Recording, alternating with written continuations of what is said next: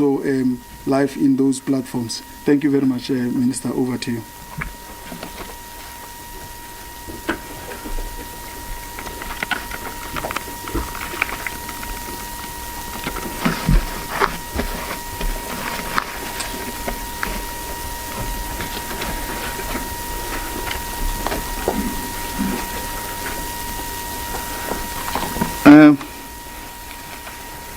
Thank you very much, Ishmael, the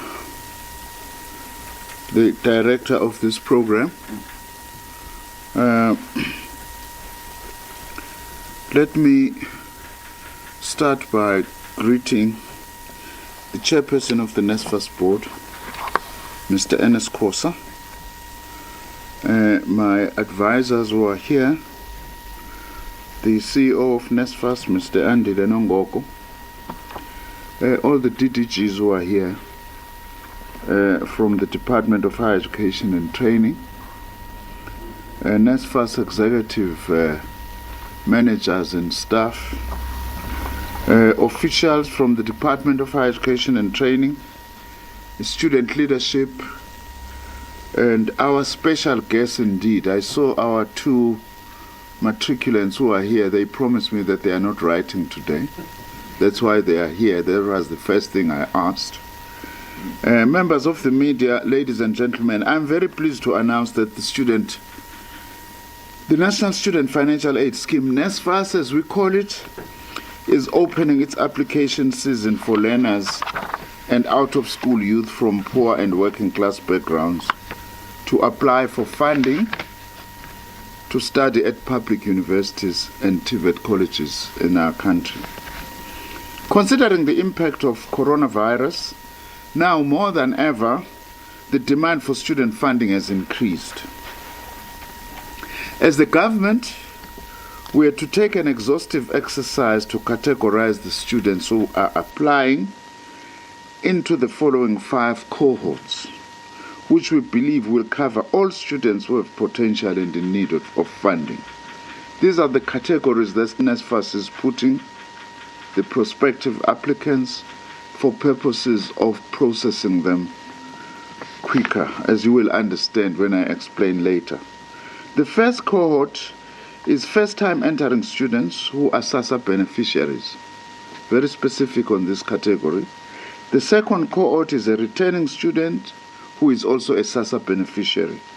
The third category is first-time entering students who are not SASSA beneficiaries.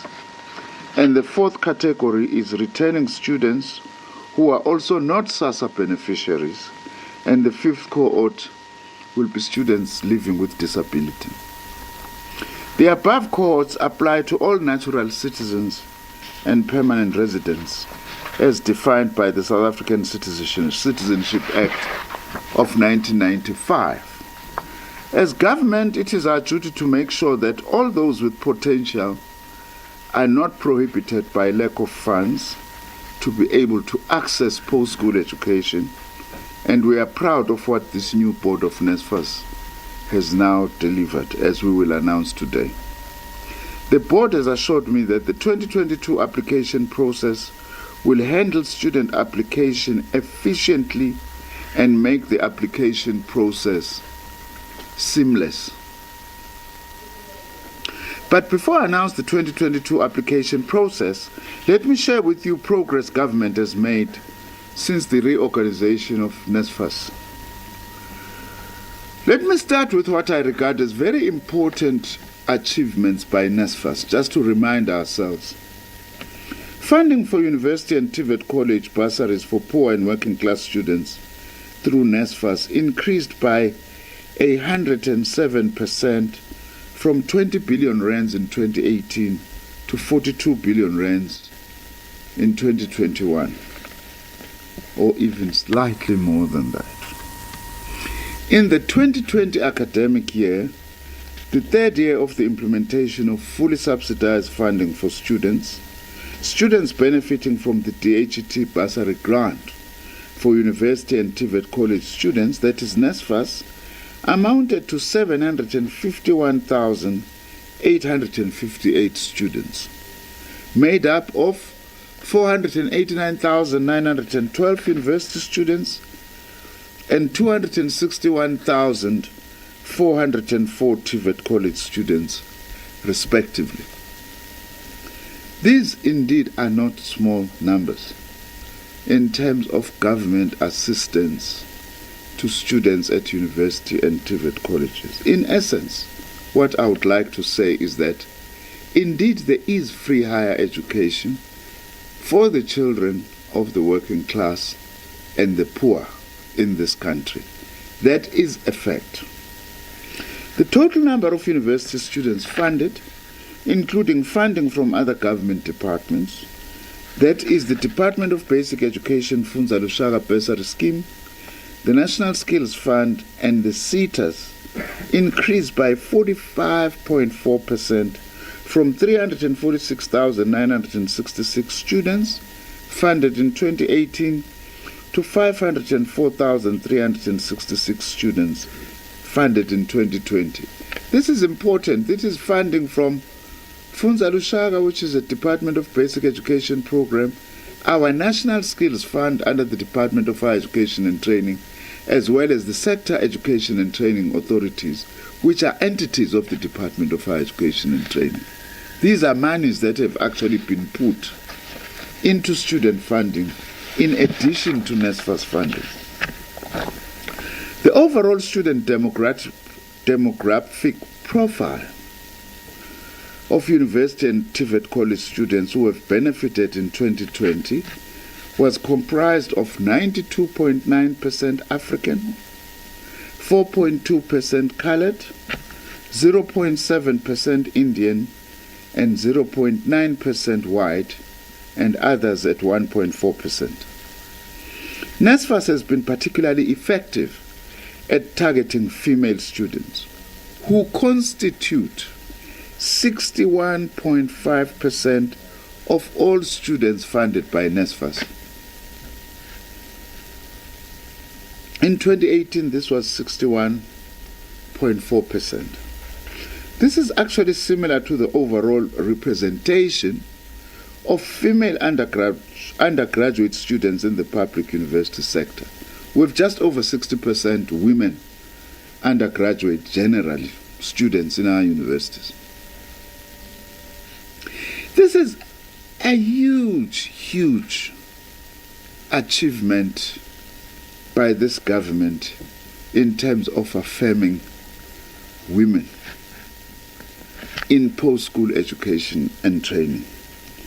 The total number of female students who received NSFAS bursaries in 2020 increased by 30.6% from 360,344 in 2018 to 470,696 funded in 2020. In the 2020 academic year, NSFAS funded 1,421 university students with disabilities compared to 1,921 students in the prior year, a decrease of 26%. Of course, this decrease is of huge concern to me, and I will give this focused attention as to why are we declining in terms of numbers in supporting students with disabilities. The NSFAS and Department of Higher Education and Training Disability Fund is aimed at providing financial support for students with disabilities who are financially needy but academically capable. Students with disability who qualify fall within the maximum threshold of up to 600,000 rands family income per annum. In other words, whilst the limit for NSFAS qualifying students in terms of total family income is 350,000 rands, but for students with disability, the limit is 600,000, which means all students with disabilities who come from families who earn up to 600,000 rands per annum qualify for NSFAS. In addition to paying for students' full cost of study, this bursary also provides students with disabilities with assistive devices like wheelchairs, hearing aids, adapted laptops, and so on, as well as human support that we provide by providing scribes, tutors, sign language interpreters at a capped amount that is reviewed annually by NSFAS. This, in fact, is a real wraparound support for students with disabilities. It should be noted that NSFAS funding increased, just to remind ourselves, from 5.9 billion in 2014-2015, another way of illustrating this increase, to approximately 35 billion in 2020. As you know, additional funding was reprioritized to support a NSFAS shortfall in the 2021-2022 financial year, which is the current financial year, taking the total NSFAS budget to approximately 42 billion rand. This is a significant contribution by government to supporting access to higher education and success of students from poor and working class backgrounds. And indeed, I am very proud of the achievements of NSFAS. What we have also not said, by the way, which needs to be said, is that this year, 2021, is the 30th anniversary of NSFAS, which started in 1991 as the Tertiary Education Fund for South Africa. I would also like to make the point that our departmental cohort studies have also shown that NSFAS students perform better on average at a higher level than the whole cohort of undergraduate students. This is contrary to what sometimes has been said about the performance of NSFAS students. And it shows that the financial support interventions of government are having a positive impact. Under its new board and management team, NSFAS is working hard to ensure that it operates as an effective and efficient entity, fulfilling its core mandate in the best possible way. My department and ministry will continue to do everything possible to support NSFAS in continuing on this developmental trajectory. As you may know, NSFAS received an unqualified audit report for the outcome for the 2020-2021 financial year, which is a significant improvement on previous outcomes. And we want to say to you, Chair, and the CEO and your management, congratulations and well done, and keep it at this. That's the challenge. Now, let me then return on the 2022 application process. The applications process that I'm going to be announcing now is also open to individuals who are already enrolled at institutions but are without funding and they qualify financially for NSFAS funding. I'm pleased to say that the application system will be open from Tuesday, the 2nd of November, 2021, until the 7th of January, 2022, when the National Senior Certificate results are released. So we are talking about a period of just over 2 months for students to apply. The application season has previously been open from September to November annually. The reason for this was to allow students to apply well in advance before the upcoming academic year, but most importantly to allow NSFAS to process these applications in time before the approaching academic year starts, and to give students time to submit missing supporting documents if necessary. I'm aware that there's been some concern about the perceived late opening of applications this year. However, I would like to reassure everyone and the country as a whole that this will in no way disadvantage those who seek NSFAS for support for their post-school studies. For a while now, NSFAS applicants have complained about the time they have had to wait for a funding decision from the scheme if they had applied. This was due to the thorough verification process needed to identify eligible students. This prompted the scheme to go back to the drawing board and develop an applications process now and systems that are not only user-friendly, but will also provide real-time responses to students without compromising the application validation process. Now, let's not speak big English. What is real time? Real time, it means for most of the applicants, as I will explain, will know as soon as they apply, almost there and then. They will be able to know whether they qualify or not. That is the new addition and improvement. Although it will not be everybody, but it will be the majority of the applicants. We will explain this a little bit more further down. NSFAS began working on this process earlier in this year, and the time was needed to perfect the process, and this meant that applications could not open in September as usual. It was critical that we waited until the system was ready for implementation.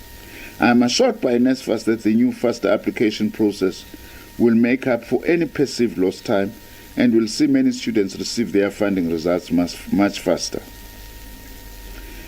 As I say, the majority of the results will be immediately available as you apply. You will get an immediate indication if you qualify, and others may take up to 48 hours, with very few exceptions that will take beyond that. By the way, I'm not only assured by NSFAS, I was at NSFAS offices on Tuesday morning, and I went through the system. It was demonstrated to me. And I could see, indeed, applications, just the dry run, coming and then confirming at the same time. You qualify or you have to wait for a short while. This was a result of the fact that NSFAS initiated an enterprise-wide review of all critical systems aimed at delivering mandated services to students and other stakeholders, including new applications. Of course, the NSFAS leadership is here. You will be able to have a chance to ask them directly if you are interested in more detail on this scope. One of the areas that have been reviewed extensively are the processes and enabling technologies centered around the organization's ability to assess, confirm, and communicate eligibility decisions to students.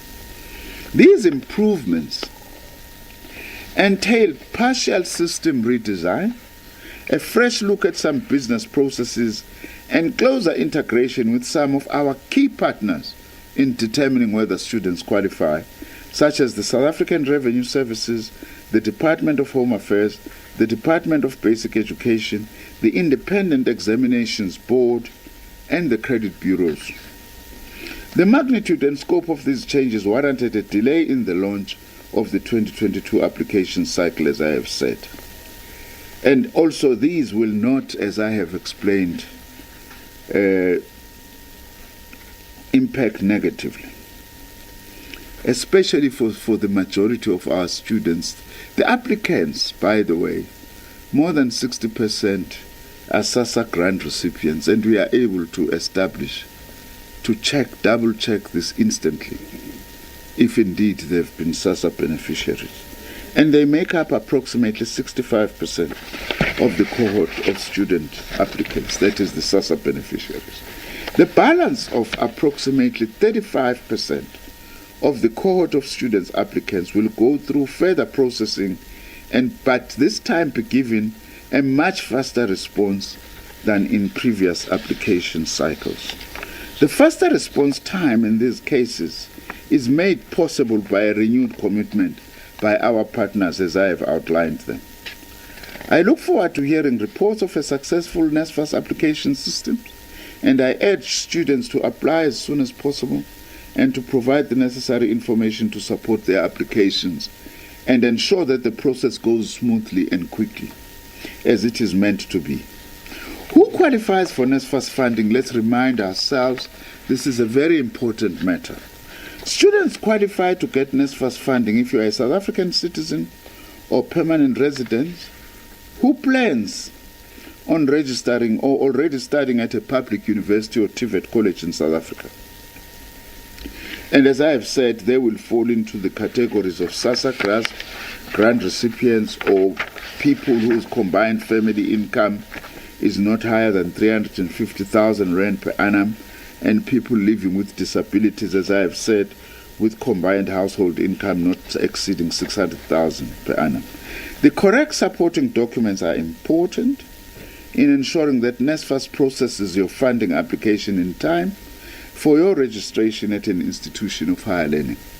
Students must go through the list of required supporting documents, which include the following. All applicants must provide a copy of a South African ID, a temporary ID issued by the Department of Home Affairs. Non-SASA applicants must also provide ID copies of their parents or legal guardians or spouses. I nearly said spies. And also smart ID cards with a copy with both sides of the smart ID must be provided. We also need proof of income. Applicants and all parents who are non-SASA, they should provide latest pay slip which is not older than 3 months, UIF letter, appointment letter, or retrenchment letter. It must be noted that no affidavits will be accepted as proof for any of the funding requirements. We don't accept that. How and where to apply, I think that this will be on our platforms and the processes. I'm not going to read them here. If you do not have a digital device or access to the internet, do not stress, simply pop into your nearest National Youth Development Agency or to Song Center to apply following the same steps. But there are other details on how your application should be done.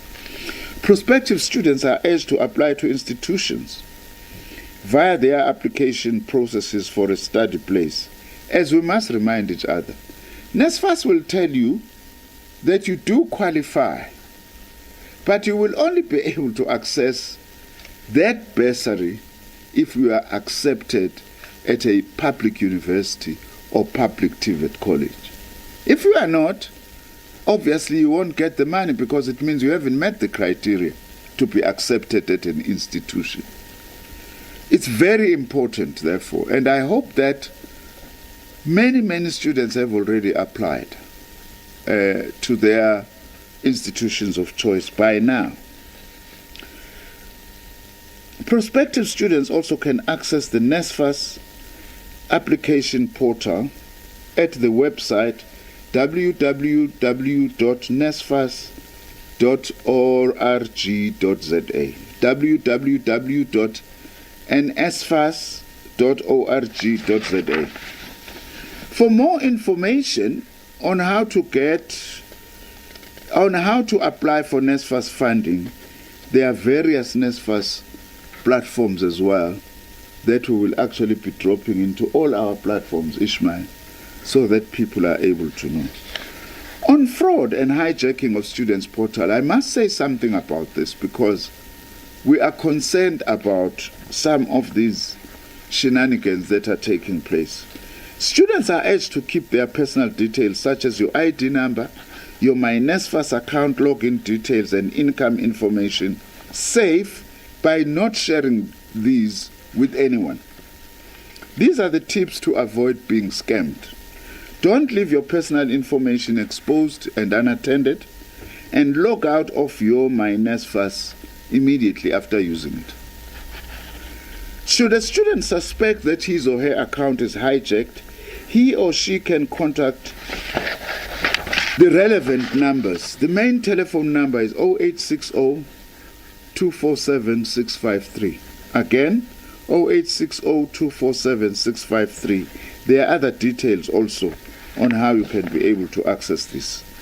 Let me end by talking briefly about the ministerial task team which I appointed this year to look at comprehensive student funding, because I'm sure some are going to ask what's happening to that. I have appointed a ministerial task team to look at student funding policy issues for the future, and it is chaired by Professor Xoliswa Mtose, who is the Vice Chancellor of the University of Zululand. This ministerial task team is working hard, as I'm talking now, at developing policy proposal for a long-term student financial aid policy that takes into account the comprehensive student financial aid needs of the post-school system. The immediate challenge relates to identifying a sustainable mechanism for supporting students in higher education and training for the future and in particular looking at alternative funding sources to widen funding for missing middle and postgraduate students while continuing to address support for students from poor and working class backgrounds. Despite the fact that government has increased funding exponentially for students in TVET colleges and public universities, we still do remain concerned about the categories of students who struggle to afford higher education, as well as the growing levels of student debt. This ministerial task team is reporting regularly to me, and it will be going back for its second report to Cabinet, hopefully by end of November. In conclusion, let me take this opportunity to thank the leadership of NSFAS and TVET colleges and universities, and the many people working at universities and colleges who support students to succeed. Your hard work is critical to the success of students. I would also like to thank the student leadership of our institutions, the trade unions in our sector, and the national student organizations for their support to students and to NSFAS and institutions. And once more, let me take this opportunity to wish our matriculants well and to say to them, we're ready for you for the 2022 academic year. Thank you very much.